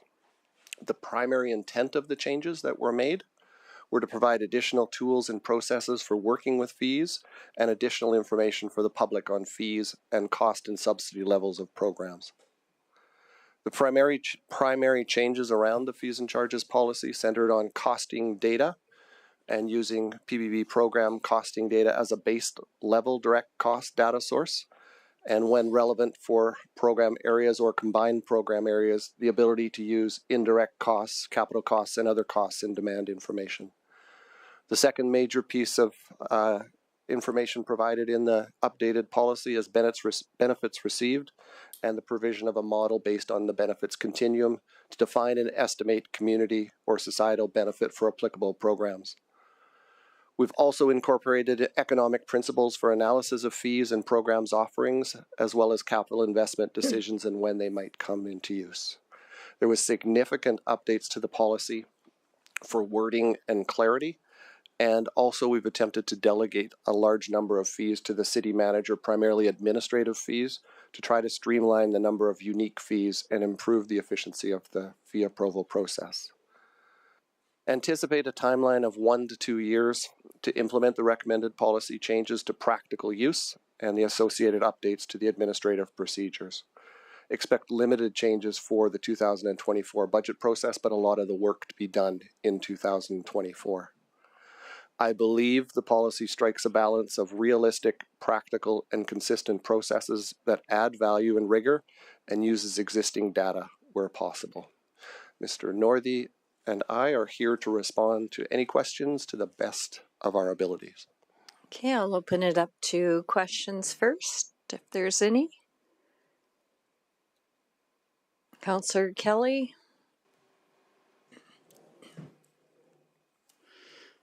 Yes, thank you. John, I know this isn't an easy task. I fully and completely recognize that. But you introduced in the policy the concept of community benefit, but no detail on how, in actual fact, this concept is going to be applied. Share with council, please, how this concept is going to be applied in real life.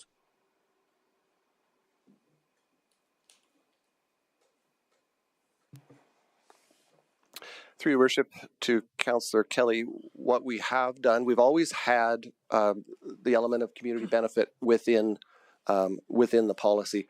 What we've attempted to do is to define what community or societal benefit is, and then to establish a model based on a benefits continuum. So what I envision in practicality this looks like, and we've given us a general scale of 0 to 100%. So based on a high level of community benefit to no level of community benefit. So what I anticipate happening, to Councillor Kelly's question, is that individual programs would within their administrative procedures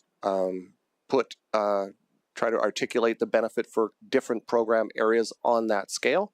It would show up in administrative procedures. The thought as well would be that we would bring that forward to council probably in mid 2024 to be able to get a gauge from council if we're on target in terms of ascribing those benefits. So an example might be from an ice arena perspective for the fees for ice arenas that and again, I'll throw these out just to get the explanation just clear. It may be a 50-50 percentage, or for youth in ice arenas. So we would establish those targets and a timeline in order to implement that based on that level of community benefit. And thank you, John. I agree with your initial comment that we've always had this. You've just applied a term to what we've already done or always done. The model in the policy doesn't speak of a continuum between 1 and 100%. It speaks of 25, 50, and 75. So that's a minor distinction, but I think it's an important one. Back to your comment, though. Who gets to determine, and what is the process for determining how administration comes up with the level of community benefit?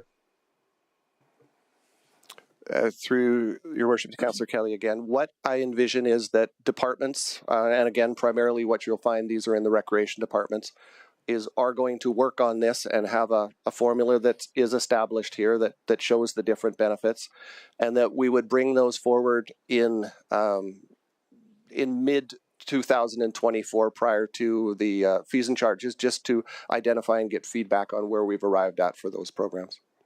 The intent as well, Councillor Kelly, was not that it didn't start at 25%, just simply that's the way it's been articulated, but there was a scale of 0 to 100%. Mayor Katcher, one more thought on this, and then I'm going to weigh in again. John, I won't argue with you. I think it's obvious to everybody that if in fact a new indoor facility or any facility is built at taxpayer expense within the city of Fort Saskatchewan, there is a community benefit. I don't think there's any argument on that. The question, though, is exactly where does the tire hit the ground on this? So I want to illustrate by way of example, if I may. If a citizen were to take their home and redo the landscaping and redo the exterior, in other words, take a house that's 30 years old and bring it up to looking very nice and modern, there would be a community benefit for that, would there not?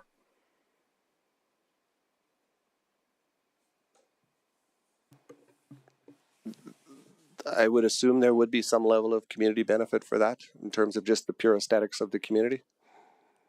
And I would agree with that. The point I'm trying to make is that every time a citizen in the community does something that's appropriate, whether it be buy a new car, fix up their house, shovel their snow, there is a community benefit that ascribes. But the rest of the community doesn't pay for that. So, and bear with me, please, Mayor Katcher. Is there a question coming out of this? Well, there is. It's how do you, or do you propose, John, that administration is going to weigh the community benefit against the opportunity cost borne by the community to actually have this facility or proposed facility in the case of a new facility?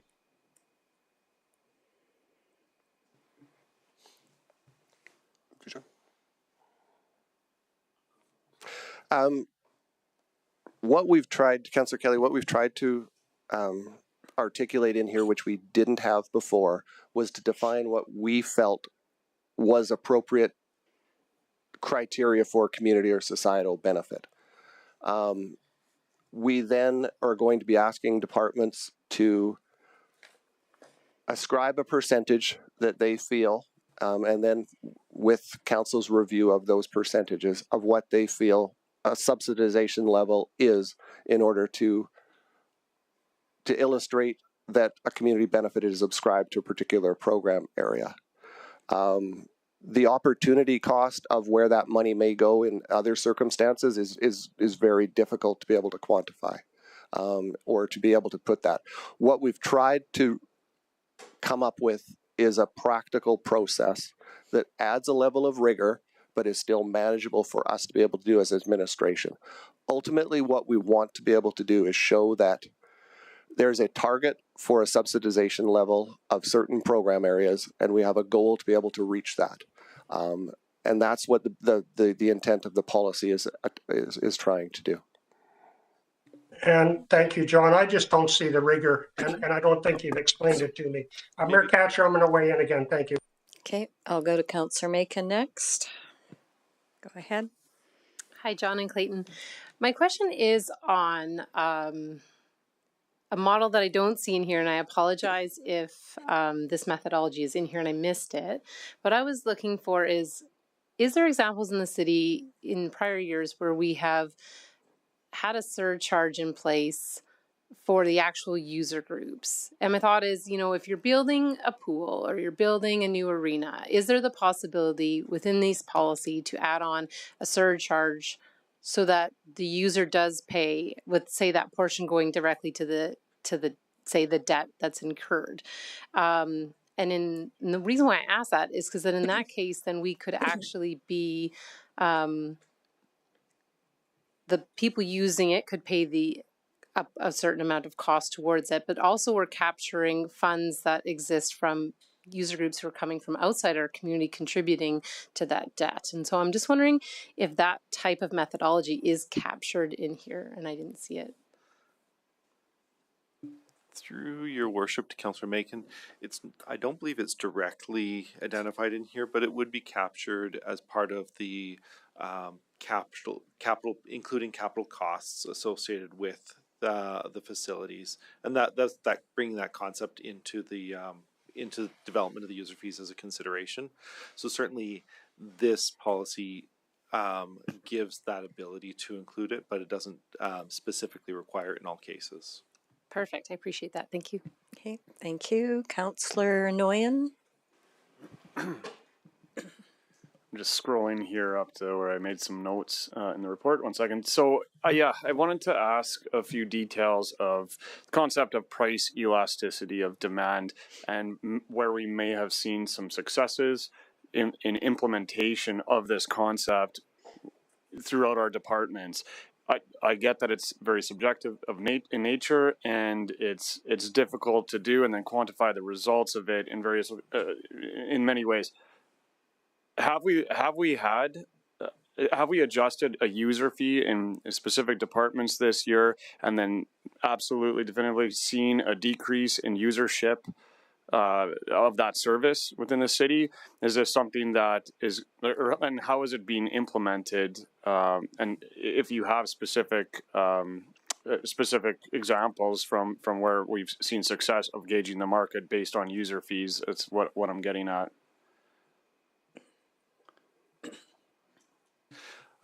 Through your worship to Councillor Nguyen, my understanding is that we don't have the data, or we haven't collected the data in the past to do a detailed evaluation of that.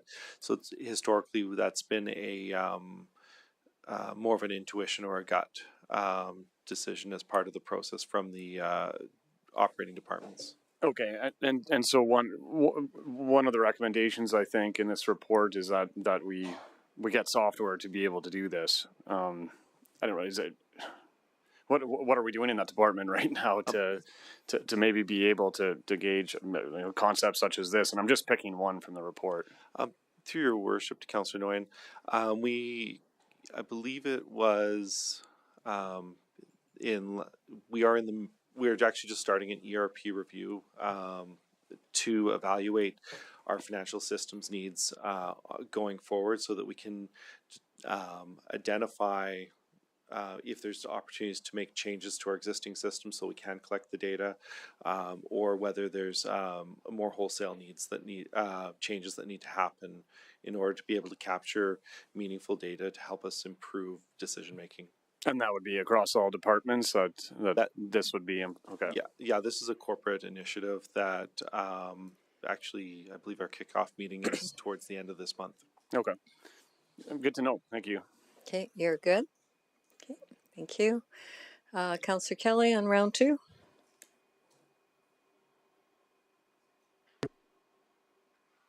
Thank you. I'm surprised I'm here this quickly. I'd like to, John, refer yourself and council to page 95 of our package. It's appendix 13 of page 38 of your section of the report, if that helps you find it.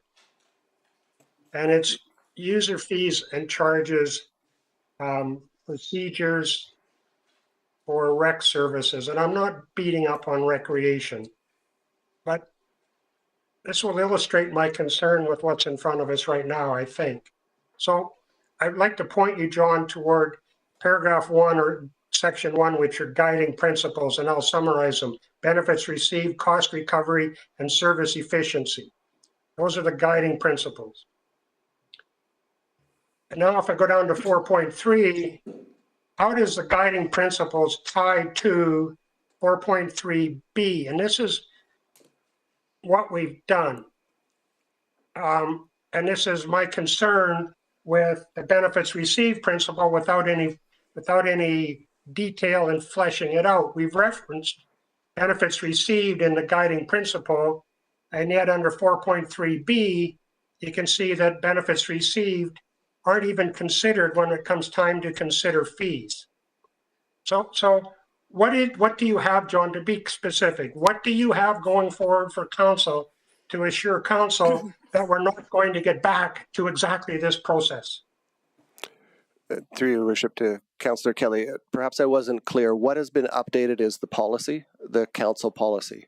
The work that will be done based on an approved council policy when the updated council policy is approved is that administrative procedures would be updated to reflect the new policy. That hasn't been done at this point until the new policy would be approved. John, you were extremely clear and I understood it. So my concern is we have a good policy already in use. And the policy talks about benefits received, cost recovery, and service efficiency. Talks about benefits received. And yet when I look at 4.3b, there's no reference to any of those overriding principles when it comes time to set fees. So my question is, you haven't provided the procedures yet.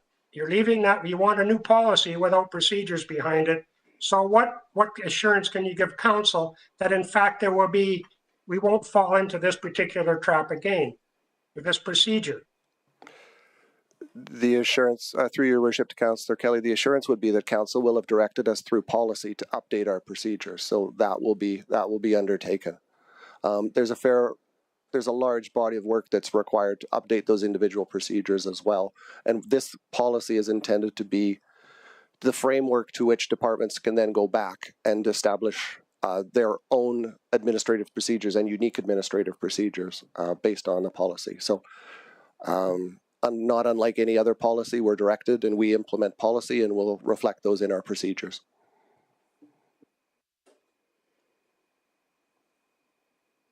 Thanks, John. I remain unconvinced. I know you have nothing but the best intentions, but we had that 4 years ago when this policy was first introduced. Mayor Katcher, I'll quit for now.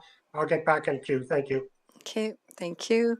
So the only question that I have of you, regardless what policy it is in the city, when the decision is being made, it comes back to council and council has the final say, and at that point in time, they're allowed to change it, correct? Through your worship, that would be correct, yes. Yes, so best interest may align right now, and if it doesn't, then council has the final decision. So, and now you said the next step, once if this gets approved, you bring a procedure back, or is it an administrative procedure?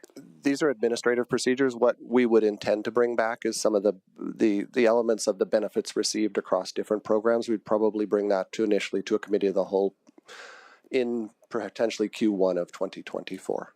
Okay, I'm good. Thanks. Councillor Kelly, there's nobody else in the speaking queue. Go ahead. Thank you, Mayor Katcher. John, when you initially presented this to council, you referenced the Abbotsford study. Was the Abbotsford study conducted by the same company or group of individuals that did our last indoor rec survey? Through your worship to Councillor Kelly, yes, it was. That certainly was a bit of a surprise to me. I was just searching for different municipalities who had done work on fees and charges, and the Abbotsford one did pop up. So, and it was RC Strategies as well. Thank you. In the Abbotsford study, what was their sample base? How many households or individuals did they sample out of a population of 140,000? Do you recall?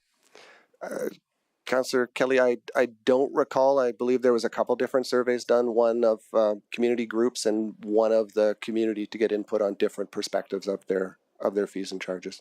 I don't recall the numbers though, I'm sorry. There were, you're correct. It was 140 households out of 140,000 people, John. Mayor Katcher, I'm prepared to put a motion forward to refer this back to administration when you deem appropriate. Thank you. Okay, well, we don't have anybody else in the speaking order, so you can make your motion. We'll. Perfect, thank you. Just let me get to the correct page here. I gotta get to, hang on.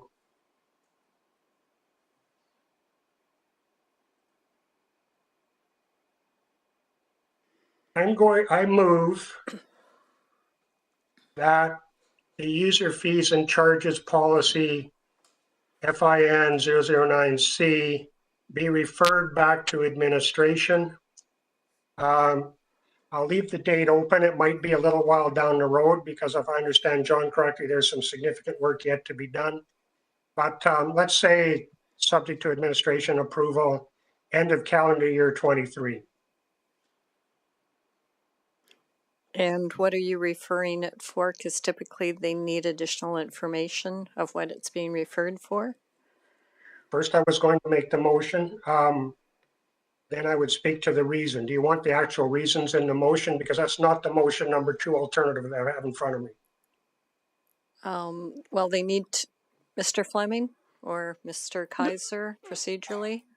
Just through your worship, we can take the direction verbally after he's read the motion in. Okay, so it would be that Councillor Kelly moves that the user fees and charges policy FIN 009C be referred to administration, referred back to administration. Mayor Katcher, if I can interrupt, please. Let's just say my motion will be number 2 and the alternatives given in council package. Okay. And substitute December 31, 23 for the date. Okay, you've got that, Miss Exley. That keeps it simple. Keeps it simple for Cheryl. Okay, while she's working on that, you can go ahead and speak to your motion. Yes, thank you. And I mean no disrespect in any of these comments. This is a seriously large undertaking. For the most part, our service fees and charges, I think, make absolute sense for the community. And where we stumble primarily is recreation. So we're not talking about 13 departments. We're talking essentially about 1 department. We've had a policy in place now for 4 years. I pointed out that the administrative procedures that interpreted that policy, I think, are somewhat lacking. I agree, Mayor Katcher, we have as council the ability to question this stuff as it moves past council, but it never moves past council. And if it does, it comes as part of a 28-page fees and charges schedule attached to the budget. That's extremely hard to zero in on and to focus on. And at the end of the budget, probably everybody's pretty tuckered out. So I don't think it gets the due attention from council for logical reasons that it ought to. I have a concern with approving a policy where basic questions like how is this going to be interpreted and used cannot be answered. I think we're premature with the policy. I would very much like to have a new policy, but I want to have assurance that the policy we put in place can be and is in fact interpreted and used appropriately. So rather than move this policy into fact today, I'm just asking council to let's send it back to administration. Let's get the details sorted out and bring it back as a package so that we can understand it as a package. I don't think, for instance, that having, and I mean no disrespect to any of our staff people, but having staff that administer each of the programs within the community allocate amongst themselves what the community benefit is makes any sense. It's impossible to do it without bias, without serious bias. That would be like asking an accountant to determine the community benefit for having an accounting policy. And I could speak rather eloquently to a lot of them. You don't care, and nor should you care as a lay person. And I say you, generally speaking. So I think we're premature on this. I don't think we've got our homework done on it. And all I'm asking council to do is let's sleep on it for a little while. Let's get it back as a package. I don't think it should take much longer than this. We're not talking about revamping the entire city. We're really talking about giving some serious consideration to the rec department. And of course, that has paramount importance because, as everybody knows, council is currently considering a very significant facility enhancement to the community. And before we get too far down that pathway, we should understand, in fact, how members of our community are prepared, in fact, to pay for it and whether they can accept a fee that meets the policy guidelines. So there's a significant amount of work that needs to be done, and it runs parallel with our discussion on proposed new facilities, and it's not separate from. So a simple delay. I've said my piece, Mayor Catcher. I welcome comments, obviously. Okay, thank you. So the motion is open for discussion and debate, and it's only the referral portion. Anything on referral? Not seeing any discussion on the referral. Anything on close, Councillor Kelly? You're on mute. Was that a no? Thank you, Mayor Catcher. No, I don't think I can add anything further. Thanks. Okay, the referral motion is now closed. Please cast your vote.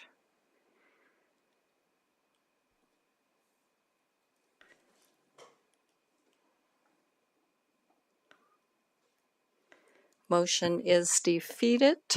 So we will go back to the main motion. Well, there is no main motion yet, so that motion is defeated. So if somebody would like to put on a motion.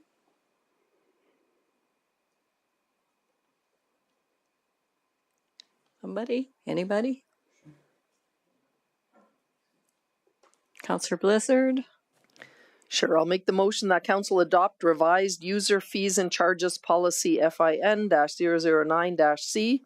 And in speaking to that, I am okay with the policy as it is written. It explains some of the various things that are being considered for the community benefit and for why there's certain fees put in. So I am in support of this. Okay, thank you. That motion is now open for discussion and debate. Councillor Macon? I'll support the motion. I do believe that the tools that we need are in the updated policy, and I think that the concerns I have will be handled when the administrative policy procedures are updated. Thank you. Thank you. Is there anything further on discussion and debate? Not seeing any. Anything further on close, Councillor Blizzard? You're good. Motion is now closed. Please cast your vote.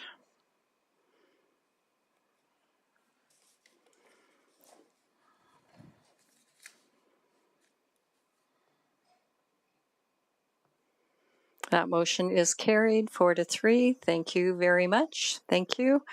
All right, moving right along. Notice of motions. Councillor Macon.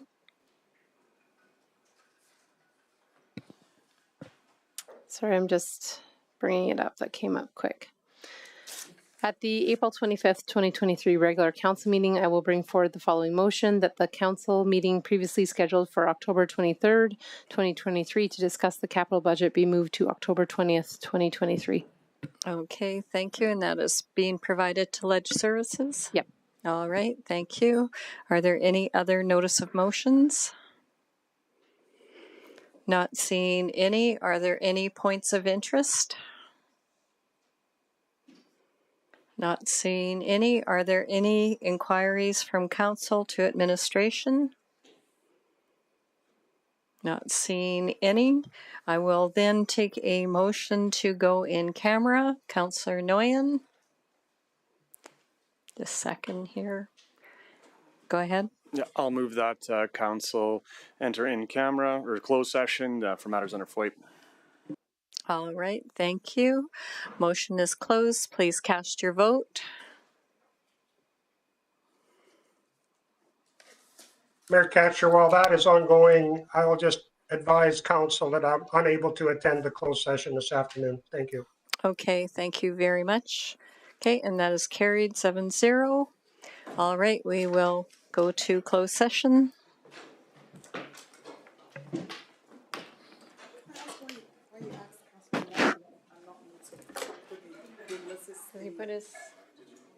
I'm just wondering why she asked me. I came to you to put it in camera. Somebody needs to push it. The last one I asked.